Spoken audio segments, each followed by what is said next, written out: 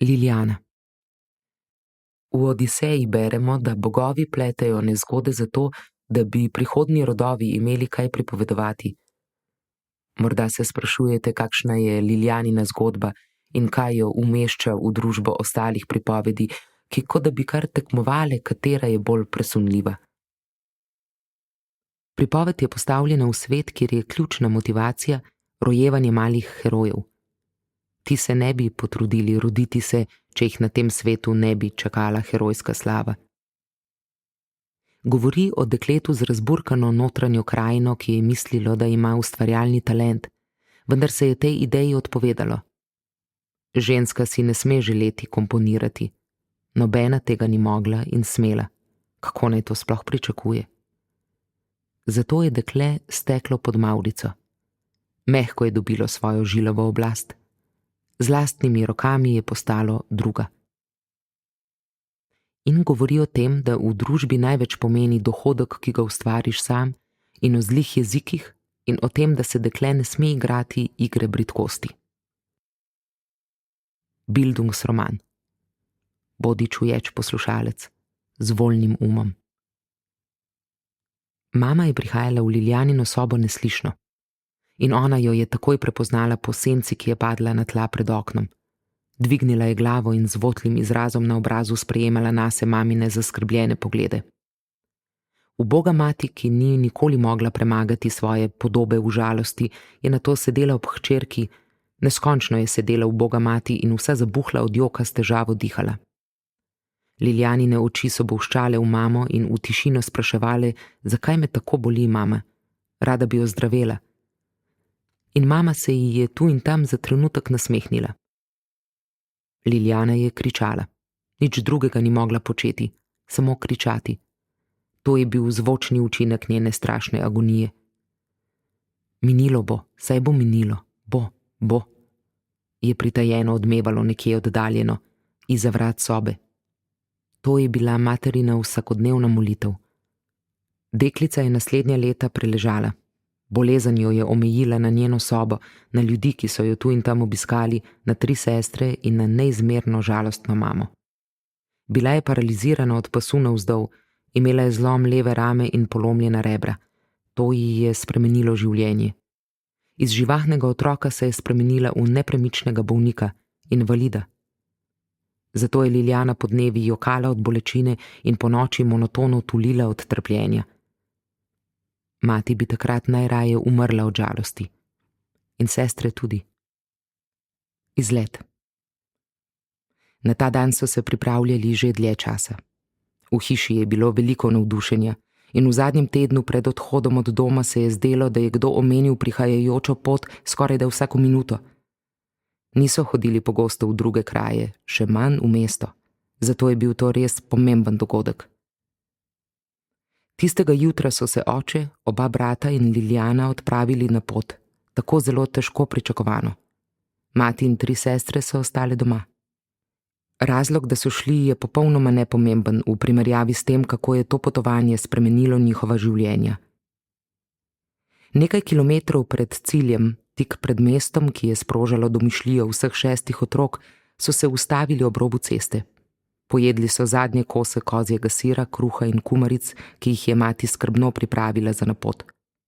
Kumar ni posolila, da bi ostale dlje časa sveže.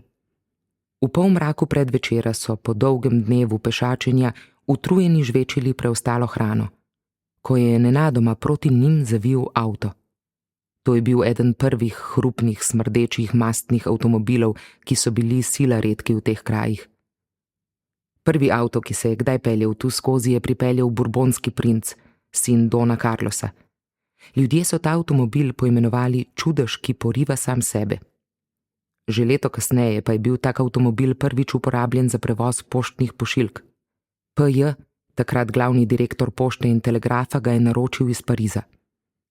Avto je pripotoval v državo z ladjo iz Trsta. Čudež. Prvi avtomobil je bil velika pošast, dolga 4 metre in široka 1,85 m. Poleg tistega, ki je bil namenjen vozniku, je imel še 9 sedežev.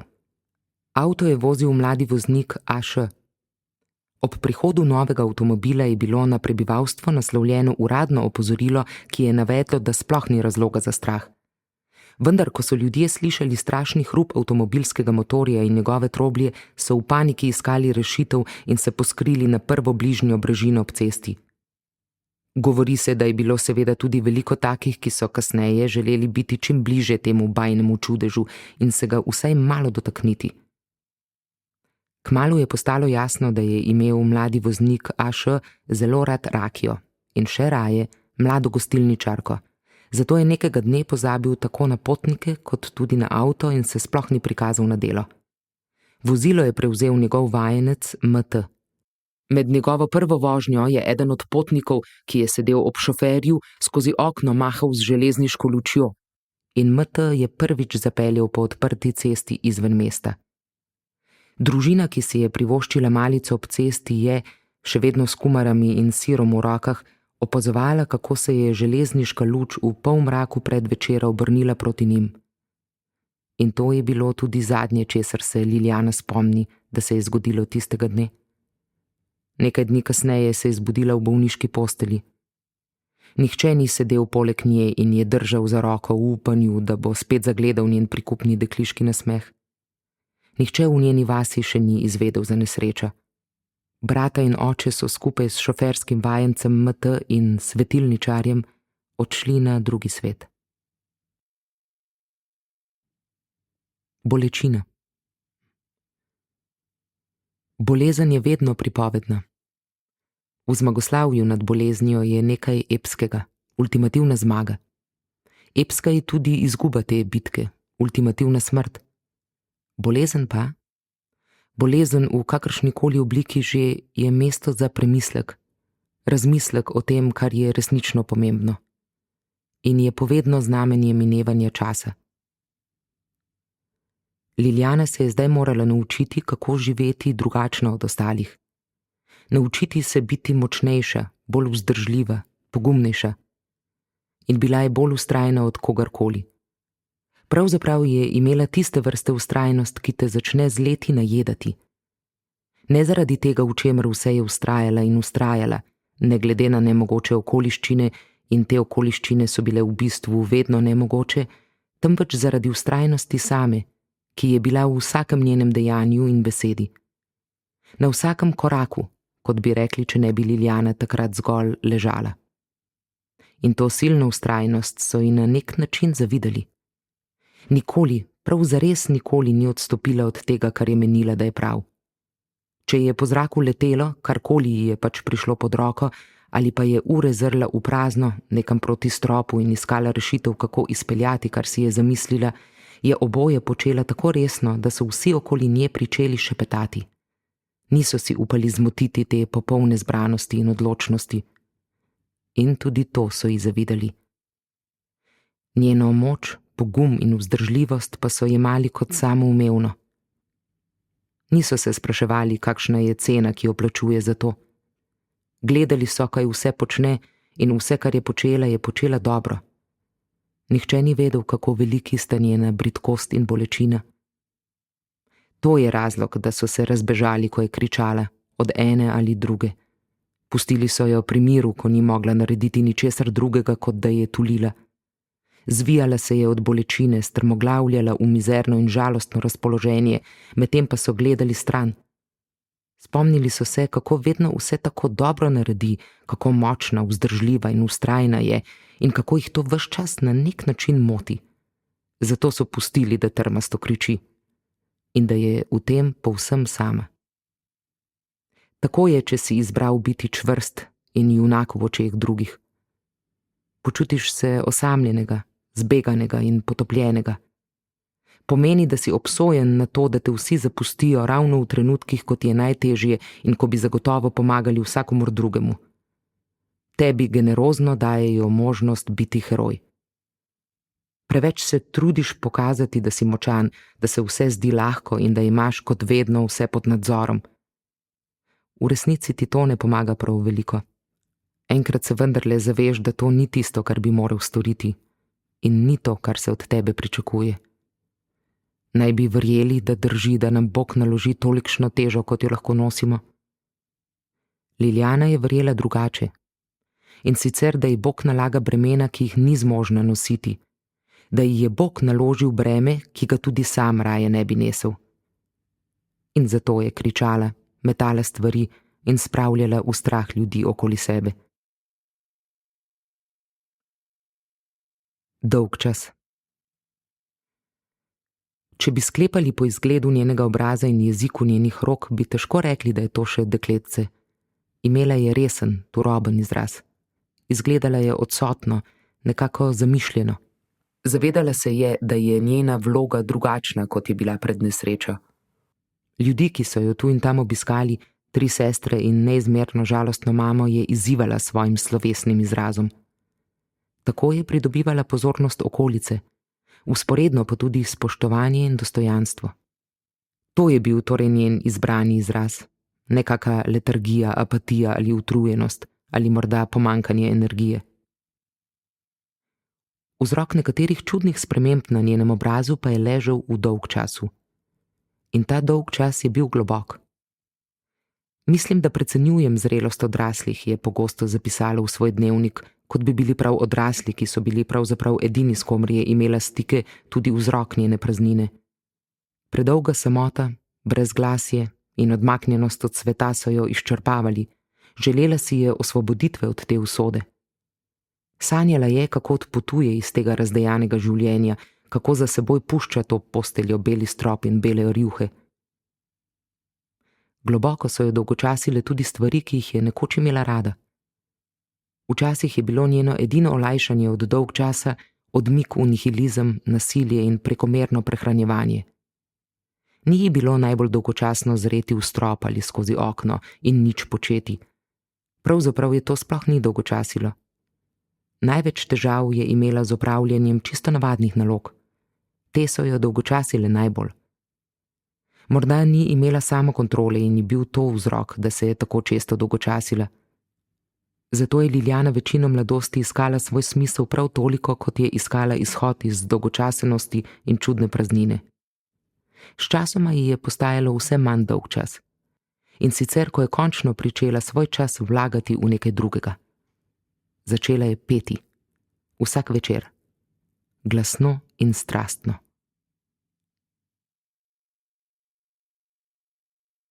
Notranji obiskovalci. Ko človek doživi nesrečo, ne občuti ničesar. Nima ne bolečin, ne čustev in ne misli. V trenutku nesreče se popolnoma neha zavedati prostora in tega, kar se pravkar dogaja. Vse se zgodi, kot bi, pospremljeno z gromkim stentatom, kot bi potegnil vodo v straniščni školjki. Vse naokoli se v trenutku zavrtinči in v sekundi ali 2 tudi izgine. Ostanejo samo mirna gladina in bele stene. Podoba gromoglasnega vodnega vrtinca se je Liljani v mislih in čustvih vračala vedno znova.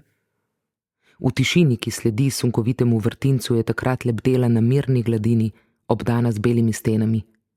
Ni čutila premetavanja, udarcev, ne bolečine. Ni bilo slišati zvoka kovine, cviljenja zavor in krikov ljudi. Občutila je nič in občutila je mir. Kot bi na gladini jezera ležala na napihnjeni blazini in se zibala v ponavljajočem se ritmu valov. Od nesreče naprej se je dnevno vračala v to mirno odsotnost.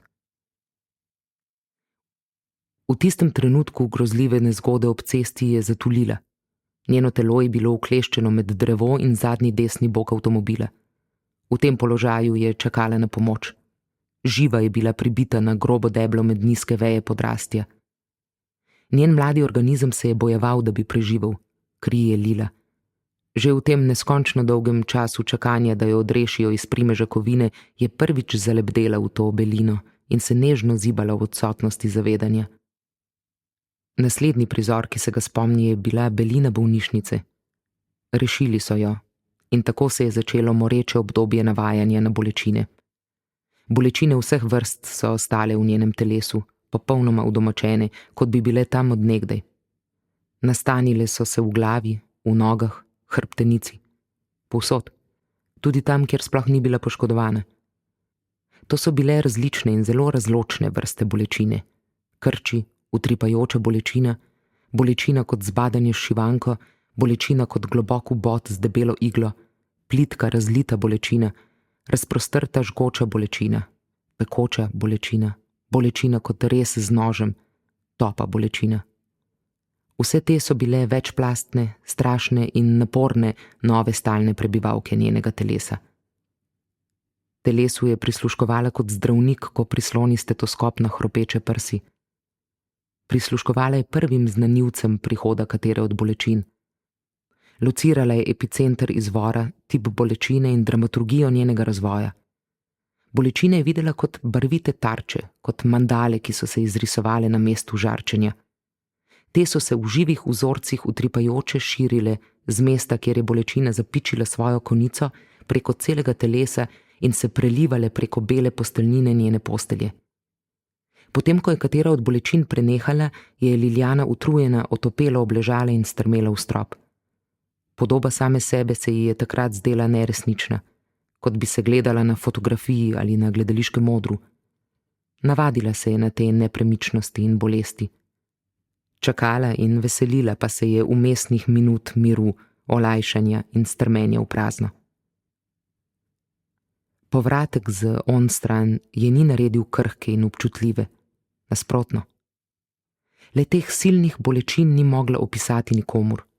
Želela bi z nekom deliti intenzitete doživljanja prehodov med spokojnim lebdenjem in tulečo bolečino, a tega nihče ni mogel razumeti in vsak poskus to izkušnjo deliti jo je v razočaranju samo silno razjezil. Kot bolnica je Liljana dobro poznala okus zdravja. Dolgotrajno zaprtost med štiri stene je kompenzirala tako, da si je, kot si kdo drug morda pričara oddaljene obzorja, tuje kraje in najsijajnejše slike, čarala okuse zdravja. A tudi teh ni imela s kom deliti. Pevka. Njen čut za lepoto se je razvil že v zgodnji mladosti. Vendar pri tem ni moč prezreti določene melanholije, značilne za Liljano, v kateri je bilo prisotno vedno oboje hkrati, lepota in žalost. Ker bolečin ni mogla ubesediti, je začela peti.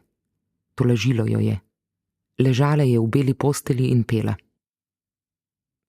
Pela je, kot bi bilo to petje čarobni vzorec, ki jo bo odrešil kričečih mandal bolečine. Naslonila se je na vzglavje postelje in priprla oči, z rokami pa se je opirala ob rob žimnice.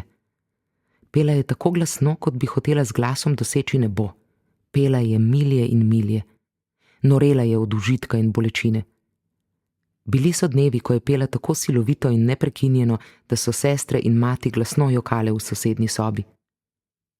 Trpinčila jih je s svojimi pesmimi, kot bi se jim maščevala, ker ne razumejo njenih diagramov bolečine in belin vrtincev, in pela je vse dokler ni docela zmučena sredi pesmi padla v spanec. V tistem obdobju je bila prav posebej najstniška, s tem mislim furiozna. A samo dotedaj, ko ji je stric podaril violino. Položil jo je ob njeno vzglavje, da jo pričaka, ko se vrne iz spanca. Od tedaj je, kakor hitro ji je odleglo in je bila dobre volje, potrpežljivo vadila inštrument. In bila je zares neizmerno potrpežljiva. Mislili so, da ji bo inštrument razvedrilo in ji bo krajšal čas, jo pomiril in da ga bo odložila, čim bodo bolečine izvenele. To so ji napovedali, ko je k njej prvič prišel ujec z violino, da jo nauči potegov z lokom. A napoved se ni uresničila. Od prvih potez, od prvih škripajočih in prav nič poslušljivih tonov, Liljana praktično ni več imela zanimanja za nič drugega kot za goslanje. Tudi za mučenje sester s svojimi adolescenčnimi izpadi ne. Z lokom je iskala prave kote, pod katerimi so strune zazvenele v najlepših tonih. Z žimo je potovala po strunah, se ustavila ter naredila dodatne potege na mestih, kjer je ton imel največ polnosti. Inštrumenta skoraj da ni več dala iz rok. Ob najhujših napadih bolečine ga je bolestno objemala, da so po obledelem laku ostajale kapljice znoja z njenih dlani. Vadila je v temi. Za zaprtimi naoknicami je ponavljala subtilne potege z violinskim lokom. Hvaležna je bila materinemu bratu za to darilo. Inštrument ji je pomagal pozabljati. Epizode tuljenja od bolečin so sčasoma postale redkejše, a zato nič manj silovite.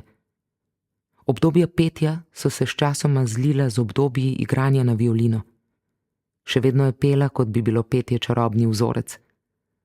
In res je to tudi bilo. Vprašanje. Že kot otrok je bila svoja glava. Nesreča pa ji je naklonila še dodatni pogoj za predrznost. Upala je izreči in početi, česar si drugi niso upali. Njene predrznosti ni bilo lahko sprejeti. Nihče ni razumel, kako so te neznosne bolečine, ki jih je doživljala prav vsak dan, oblikovale njen mladostniški značaj. Odprle so ji zavedanje za neke stvari, ki običajnim ljudem ostajajo skrite. Zavedala se je svojega telesa in zavedala se je tudi tistega drugega, onstran telesa. Tistega nekaj, kjer je ždela ure, ko so neznosne bolečine mučile njeno telo in je čakala, da minejo in se bo povrnila v navadno prisotnost. Ta zgodnja odkritja in spoznanja o bolečini v njenem telesu, o duhu, ki živi dvojno življenje znotraj in zunaj telesa, so ji pomagala odraščati. V nekaj tednih je odrasla. Od majhnega otroka do mladega dekleta, ki je začelo brsteti. Od igrivega otroka do svojeglavega dekleta, ki je pokazalo prve znake trme. Bolečina zanjo ni bila abstraktna, tudi smrtne. A odkot ves njen pogum? Zdi se, kot bi imela Liljana stoicizem in pogum že vgrajeno v svoj značaj. Toda pogum ni nekaj prirojenega. Ne izkažeš ga kar tako, ko se zgodi kaj groznega. Pogum si prislužiš, ko greš skozi težke in zahtevne preizkušnje in medtem odkriješ, da na vse zadnje le niso tako težke in zahtevne. Po travmatski izkušnji nesreče se je Liljana ob vseh telesnih bolečinah tako okrepila, da je postala nepričakovano odporna na vse vrste drugih ranljivosti. Kot otrok je spoznala uničenje in grozo smrti. Toda preživela je, zaradi česar je od tedaj mislila, da je nepremagljiva, da ji ne more nič škoditi. Nosil jo je občutek zmagoslavja in sreče. Imela sem nesrečo, je radostna ponavljala znova in znova. Imela sem nesrečo. Zdi se grozno, kako v neki noči umre pol njene družine, v njej pa se naseli taka čista sreča. Toda po preživeti nezgodi in zaradi nje je Liljana doživljala take epizode radosti in veselja kot še nikoli poprej. In bila je bolj pogumna kot kdajkoli prej. Imela sem nesrečo. A preživela jo je in zato se je počutila varno. Ni bilo več strahov, ki bi se jih sploh še lahko bala. Vsi smo podvrženi strahu, pravzaprav k strahu nagnjeni, strah pa povzroča paniko ali euforijo. Če pa se ne bojimo in smo samozavestni, je to temelj poguma. Ali to pomeni, da bi morala biti Liljana vesela, da je imela tako otroštvo? Ne, kar je izkusila, ne bi smel izkusiti noben otrok. A potrebujemo ljudi, kot je Liljana, take pogumne, ki izhajajo iz travmatičnega, ki postanejo močnejši in trdnejši zaradi tega, kar so preživeli. Potrebujemo ljudi, ki so jim stvari lažje zaradi njihove težke izkušnje. To so ljudje, ki znajo misliti nepredstavljive stvari in imajo pogum, da delajo nepredstavljive stvari. Violinist. Njen lok je lahkotno poskakoval po strunah. Glasba, ki jo je ustvarjala v času dolgega okrevanja, v epizodah med mandalami bolečine in potmi v vrtince med belimi rjuhami, je sedaj dobila druge dimenzije. Pela in igrala je vsak dan. Pesmi so bile dokumenti strasti. Ure in ure se je urila v igranju, v oblikovanju skladb, v piljenju pravih kombinacij med igranjem, petjem in pripovedovanjem zgodb. Ustvarjanje je postalo surogat realnosti. Oziroma, ustvarjanje je postalo proces, ki je imel svojo realnost. Ko je Liljana kaj ustvarila, se je to kar naenkrat vzpostavilo kot realnost. V bistvu sploh ni več vedela, kaj je realnost in kaj ustvarjanje samo. Vendar pa se zdi, da ji je bila pogosto prav skreirana realnost bolj realna od ta prave. In da je vse, kar je bilo res in kar je obstajalo, pravzaprav samo ena velika zgodba. 3 leta so minila od tiste tragične malice ob cesti. Odrasla je in ozdravela. Mati se je od joka posušila. Če se je kdo rodil, da bo v življenju zares trpel, je to bila njena Liljana. Leta trpečih pogledov hčerke so ji urezala gube med obrvi, postala je drobna in tiha ženka. Sestre so se odselile v nove domove, omožile so se in postale matere. Končno so odšle, saj Liljani nič ni šlo bolj na živce kot njihova pobožno boječa pridnost. Na domačiji ste ostali le še od ponavljanja: ko ozdraviš, hčerka moja, ko ozdraviš, hčerka moja, izpita mati in Liljana z violino. Gospodinjstvo je potrebovalo denar. Ob večerih je kdaj posedela z od življenja utrujeno materjo in govorili sta o različnih stvareh. O ustvarjanju je bilo najtežje govoriti. Enako težko kot o tistih belih lebdenih. Kako neki bi mlado dekle znalo opisati in kako neki bi utrujena mati lahko razumela, kako se v začetku ustvarjanja zmeraj pojavi silovita strast, goreče hrepenenje. Ta se ne pritihotapi, temveč plane v nekaj sekundah in v svojem neukrotljivem impulzu zahteva takojšnjo zadovolitev.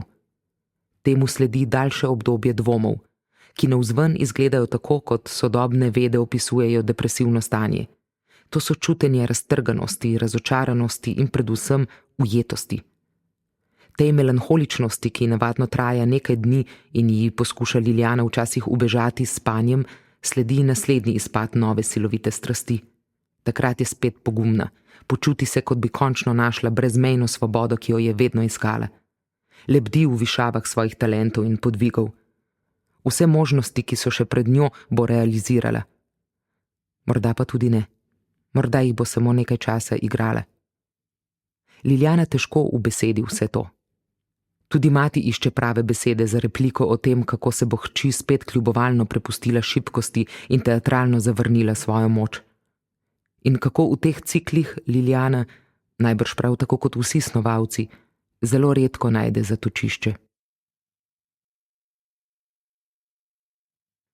Bela roka. Spreletel jo je srh. Ko je ležala v posteli, stisnjena vase pod odejo, je ponovno dobila znani občutek navzočnosti. Vračal se je, ko je bila v posteli, kot bi se je izpod posteljnega okvirja dotikala ledena roka. Kot otroku ji je babica govorila, da mora ostati pod odejo. Ponoči se je Liljana namreč rada potikala po hiši in stikala za stvarmi. Odpirala je omare in odstirala, kaj se skriva v temnih kotih. Ven je vlekla predale in z roko segala vse do njihovih zadnjih sten. Odpirala je pokrove na posodah in ugotavljala, kaj je v njih. Enkrat so jo našli sedeti v umivalniku, njen obraz je bil ves bel od dedkove pene za britje. V roki je imela oster brivski nož in si brila obraz. Drugič spet je poskrbela, da je na štedilniku zagorel prtič. Z radovednostjo je opazovala modro-oranžne plamenčke. Ko so jo vprašali, zakaj je zakurila prtiček, je rekla, da to ni bila ona. Da je priletela muha in da je muha primaknila prtiček k žareči plošči. Da bi ji preprečila te nočne raziskovalne podvige, ji je babica rekla, da ne sme v temi nikoli stopiti na tla, da se pod posteljo skriva bela roka, ki te prime za nogo, če jo pomoliš izpod odeje. Spet sta jo spreletela ista groza in strah pred belo roko. Otrpla je bila stisnjena pod odejo in neslišno dihala, kot bi takrat tista ledena roka ne vedela, da je nad njo v posteli dekliško telo. Narediti se neslišno in nepremično je bila njena taktika slepitve in bega pred belim strahom. Ta bela roka je ostala njen pojem za največji strah. Ko je bila v situaciji strahu ali nevarnosti, taki, da ji je po dlaneh kot strela hitro planila vročina in je imela občutek, kot bi se opekla, nato pa je začutila mrzel pot, ki se je širil od ledvenega dela do vratu, takrat je enako kot tedaj, ko je kot dekletce ležala na beli rjuhi nad belo roko, umirila svoj dih. Dihala je skozi usta, da je laže nadzorovala neslišnost. Ležala je popolnoma negibno, le oči so bile široko odprte. Tako negibna je lahko ostala nekaj ur. Tak je bil njen strah. Vendar to ni bil strah, ki bi presegel Liljano. Bila sta v nekem nenavadnem odnosu, ona in strah. Kot bi Liljana uživala v otrplosti in grozi. Ležala je in v njej takrat ni bilo ničesar, nobene misli in nobenega čustva, le strah.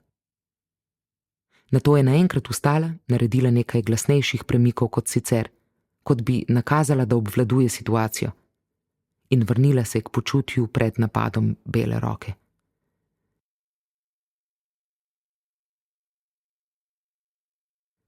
Bart.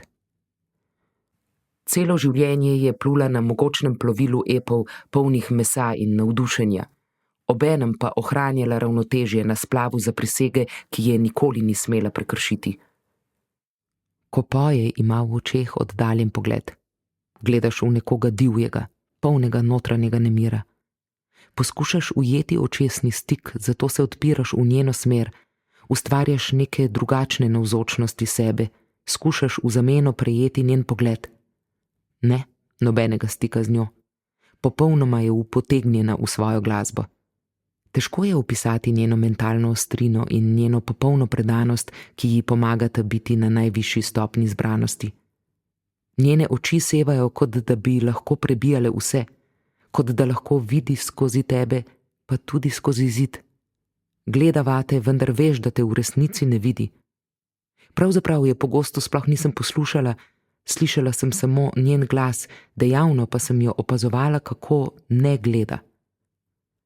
Liljana zna ustvarjati čarobne trenutke, ko vse pesmi, ki jih je odpela doslej, in vera vase zavibrirajo hkrati. Predstava teče gladko, brez napora, z lahkoto, kot na avtopilotu, skoraj nezavedno, nekako neresnično. Ta posebna vrhunska stopnja izvajanja je nagrada za vsa leta truda in trdega dela. Ti posebni trenutki so kot božji dar. Zaveda se tega in vse ji je zdaj bolj jasno kot kdajkoli prej. Kot bi plula na zavedanju, da ima vse moči tega sveta. Ti trenutki so posebni in vredni. Potem, ko jih je prvič doživela, je sedaj pripravljena leta in vedno znova delati zanje. Ko je pesem končana, ponovno oživi njen pogled, kot bi se povrnila iz transa. Takrat se vse ustavi, Liljana nekaj časa počaka in nato vzklikne: Srečno in vse dobro. Včasih bi potem, po koncu nastopa, pela še naprej. Imela je tudi drugačen program in ko je začela izvajati vragoljaste pesmi, je predtem vedno zaklicala: Ženske in otroci ven.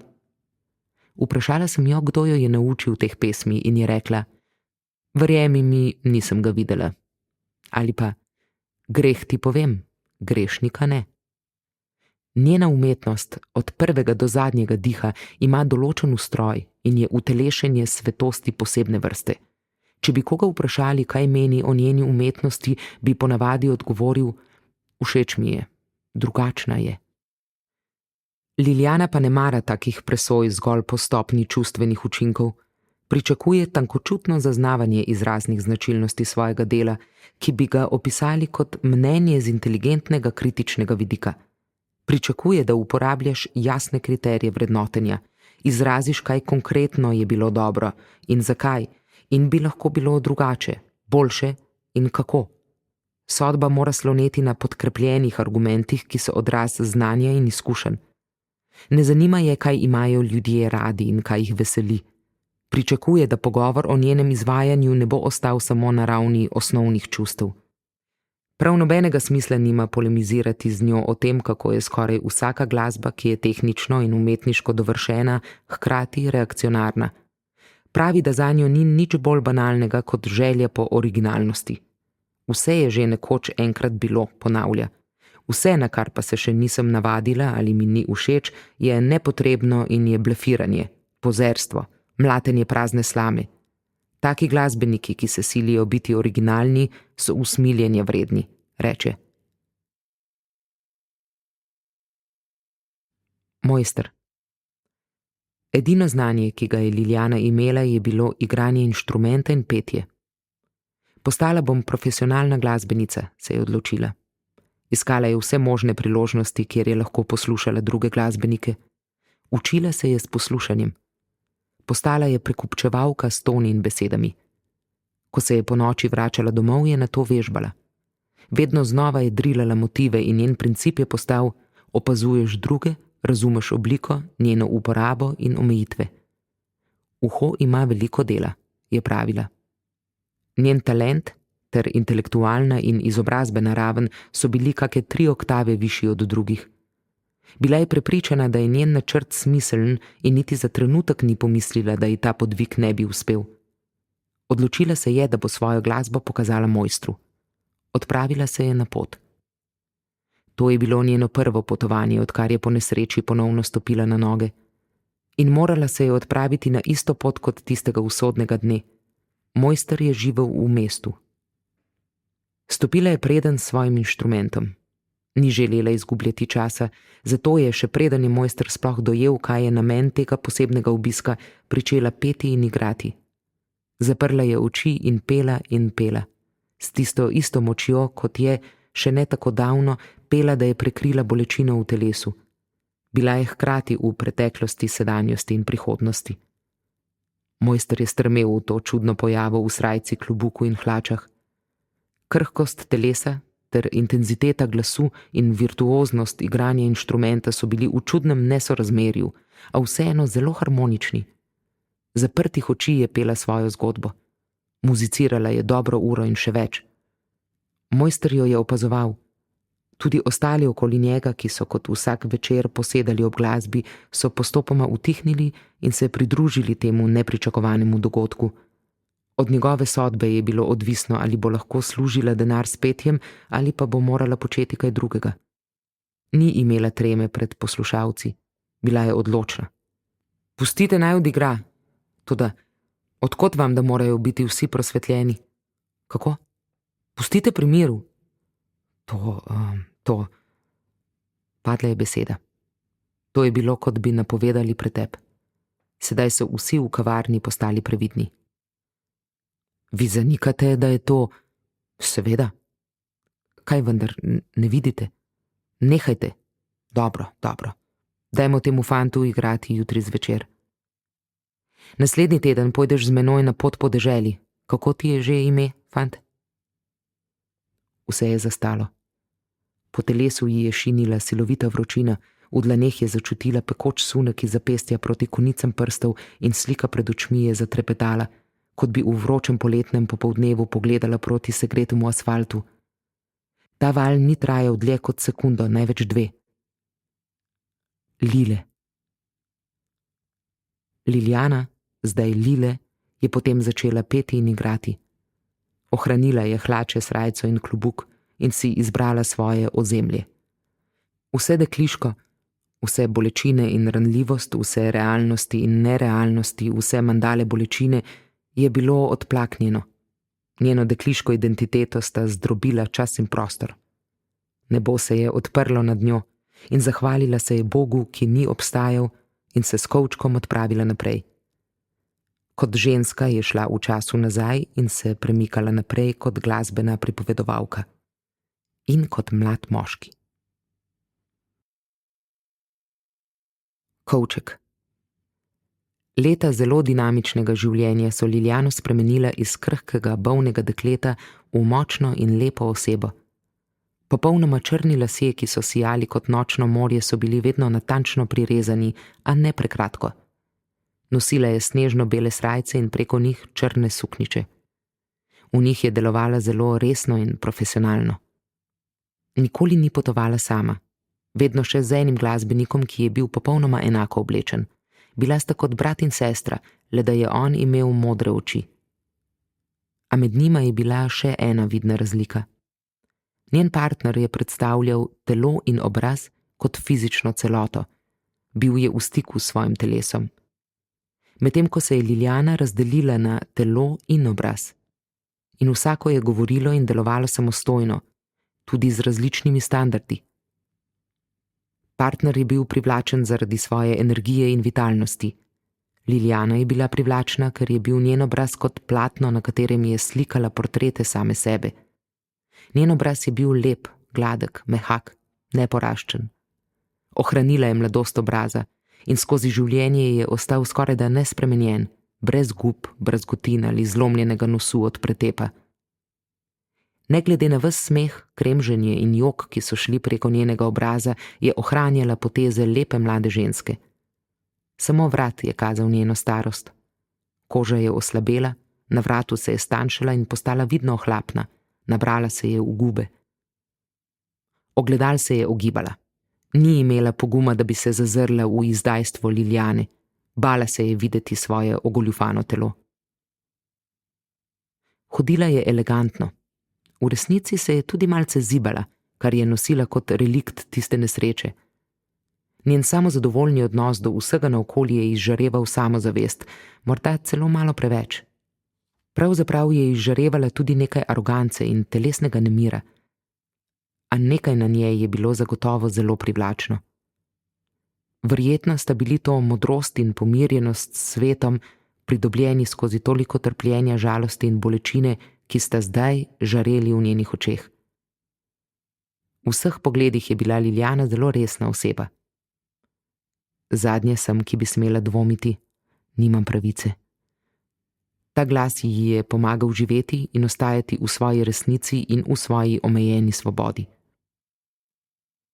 In potem je bil z njo zmeraj tudi kovček, vedno zaklenjen. Tu in tam ob posebnih priložnostih bi odprla ta kovček in pred obiskovalce postavila svoje imetje: vezenina, nož, tepsija, krilat leseni konjič, majhne podobice, različni novci, par ženskih čevljev, nekaj fotografij različnih moških in žensk, usnjeni trakovi, temno rjave stekleničke s tekočinami, ogledalo, majhna škatla in pištola. Malo je počakala in nato začela počasi pojasnjevati svojo zakladnico. Demonstrirala je tudi streljanje s pištolo. Med predmeti sem iskala ključ za njeno zgodbo in odgovor, ali je v njih morda kako prikrito namigovanje. Nihče ni vedel, kaj je bil razlog nenavadnega prikazovanja lastnine. S tem kovčkom z rekviziti je pač krožila naokoli od nastopa do nastopa. Lile in brat sta se ga pogosto resno nadelala. Vrtelo se jima je, objemala sta vse, kozarce, steklenice, prijatelje, ograje, ulične svetilke, drug drugega. In potem jima je bilo slabo še ves naslednji dan. Pijančevanje ju je združilo še bolj. Če ju je sploh lahko kaj še bolj združilo. Vsak naslednji dan po takem pijančevanju pa sta bila enako otožna kot prej. Čas je prinesel spremembe. Vedno manj je bilo igranja.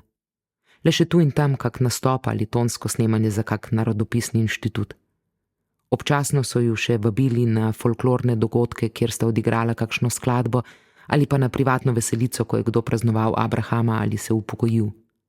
A taki nastopi so le še pomnoževali strah in brezup. Novi časi so prinesli nove navade in njuna glasba je bila daleč od mainstreama. Pa tudi vse pogosteje je Lilu kdo v posmehljivem ali celo ukazovalnem tonu navrgel: kaj skrivaš v hlačah, moškega ali žensko? Iz tvojih ust želim slišati, kaj si. Sprva je bila ob teh spremembah osupla, a se je še počutila čvrsta in ni je zlomilo. Občasno je bila sila optimistična, hkrati pa se je vse pogosteje zastrupljala žalostjo brez dna. Tako, ki je ni bilo moč prenašati in ki zanjo ni najti besed. Nekatere razžalitve pač nikoli ne zastarijo. Vzroki njenega počutja so bili ujeti v niše njenih spominov, zavednih in nezavednih. Pri tem počutju ji ni pomagalo prav nič. Ne pivska razbrzdanost, ne otožnost dan po njej, temveč le to, da ji je kdo prisluhnil. Takrat bi govorila o osamljenosti, zmedenosti in potopljenosti, o lebdenju na gladini in o belih stenah. Občasno je postala agresivna do svojega inštrumenta, potisnila bi ga v kot ali se grobo naslonila nanj. Besedil pesmi se ni več razumelo tako kot nekoč. Besede niso več vedele, kaj želijo povedati, zatikale so se. In naslovnik se je spremenil. Nekdanje samoumevnosti ni bilo več. Njeni sicer brezhibni verzi so postajali jalovi, ali pa je pesmi, še preden jih je sploh zapela, pogoltnila kar ona sama. Nekateri pesniki so takrat že utripali drugače, sprejeli so nove kode družbe in pričeli opevati druge junake. Razmnožila se je nova, drugačna resničnost. Iste besedne floskule so zdaj slavile nove čase, bile so se druge bitke, nosila nova domoljubja. Izza Liljaninega hrbta so se dvigovale sence novih sovraštev, o katerih bodo ti pesniki kmalu zapeli. Žalovala je za časi njune slabe, njene in njenega inštrumenta, in v razočaranju je nanj usmerjala vso svojo jezo. To inverzijo od ljubezni do sovraštva, od idealiziranja do devalorizacije njiju je nato obrnila proti sebi v zanjo neobičajni samosovražnosti. Njena rana ni nikoli dobila imena, a žalovala je za izgubo in žalovala je silovito. Trpela je zaradi izgube samozavesti. Hrepenela je, da bi le ostala prisotna v areni, ni pa hotela sprejeti, da bi sedaj morala peti drugače. Kadar ni bila ovita v svojo tišino, je brbljala prazne in monotone misli. Vse skupaj je postopoma vodilo do stopnje, da je postajala fatalistična. Takrat je v vseh stvareh videla neke simbole in znake, a še vedno je bila ustvarjalna. Toda ta pozna prozodija je sedaj nosila popolnoma drugačne vsebine in pomene kot zgodnejša dela. Vsi prehodi njene osebnosti so odsevali bolečo izvetlenost Liljanine psihe in mračne praznine, ki so jih prinesli ti novi časi. Vse to se je zdaj naselilo v refrene. Ostajala ji je nespremenjena vsebina kovčka, ki je hodil z njo skozi čase in kraje. Zdaj je tudi on postal njen inštrument, rekvizit, kurioziteta. Podobno kot leteči konjič, podobice, kovanci, nož in fotografije neznancev. Razpoka. Počasi se je s kovčkom, najtežjim doslej, povzpela po stopnišču svojega doma. Bele stene, katerih vse špranje in od vlage napihnjene balone beleža je znala na pamet, so zdaj zijale vanjo, ko je, enako kot zmeraj poprej, svečano polagala zakladnico iz kovčka na mizo. Tišina je bila kot na pogrebu, ki se ne bo nikoli končal. Predmeti so se zdaj zlagali v zgodbo. Fotografije, čevlji, tepsija, stekleničke, kovanci, konjič. Napolnila je pištolo. Razpoka, ogromna, prevelika, da bi življenje ne ušlo skozi njo, je bila obrnjena navzgor, v nebo. Soncu ni dovolila osvetliti Liljane, ki je pripadala jutrom. Liljana je prespala tisto jutro in vsa prihodnja jutra.